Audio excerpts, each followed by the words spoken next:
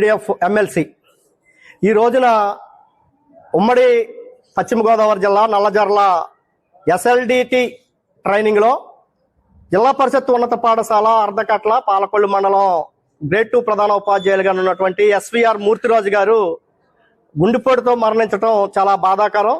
ఆయన మృతికి తీవ్రమైనటువంటి సంతాపాన్ని తెలియజేస్తూ వాళ్ళ కుటుంబానికి ప్రగాఢమైనటువంటి సానుభూతిని తెలియజేస్తా ఉన్నాను. ఆయన మృతికి గల కారణం ఈ రాష్ట్ర విద్యాశాఖ అధికారుల యొక్క అహంకార నిర్లక్ష్య వైఖరి అని చెప్పి సందర్భంగా తెలియజేస్తా ఉన్నాం. ఈ రోజున ఉపాధ్యాయుల్ని వెబెక్స్ సమావేశాలు, ఆన్లైన్ సమావేశాలు, శిక్షణా తరగతులు పేరు చెప్పి ఉపాధ్యాయుల్ని తీవ్రమైనటువంటి మానసిక ఒత్తిడికి లోన్ చేయటం వల్ల ఈ రోజున శిక్షణా తరగతుల్లో ఈయన మరణం 3వ మరణం. అంతేకాదు పాఠశాల గదుల్లోనే పాఠన బోధిస్తూ గుండె ఆగి చనిపోయినటువంటి ఉపాధ్యాయులు రాష్ట్రంలో అనేక మంది ఉన్నారు. కనీసంగా ఈ రాష్ట్ర స్థాయి అధికారులకి కనీసం గుండె కరగట్లేదు. దీనికి కారణం మీ శిక్షణా తరగతుల వల్ల బోధన కుంటిపడతా ఉంది. ఉపాధ్యాయుల్ని పాఠశాలకు దూరం చేస్తా ఉన్నారో మీ శిక్షణా తరగతుల్ని రద్దు చేయండి అని చెప్పి రాష్ట్ర స్థాయి నాయకులకి అధికారులను అడుగుతా ఉంటే ఈ శిక్షణా తరగతులు ఆగితే వరల్డ్ బ్యాంక్ నిధులు రావని చెప్పి ఈ రోజున అధికారులు చాలా స్పష్టంగా చెప్తున్నారు.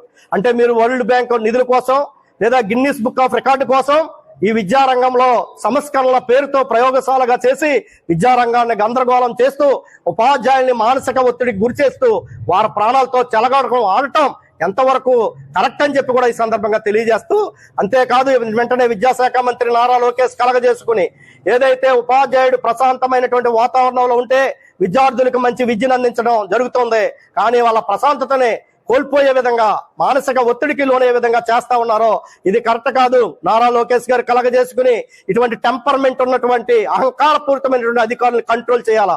లేనటువంటి పక్షంలో భవిష్యత్తులో పెద్ద ఎత్తున ఉద్యమాలు చేస్తాం. ఇప్పటి వరకు చనిపోయినటువంటి ఉపాధ్యాయులకి ప్రభుత్వం ఎక్స్గ్రేసియా చెల్లించాలని చెప్పి కూడా ప్రభుత్వాన్ని డిమాండ్ చేస్తా ఉన్నారు.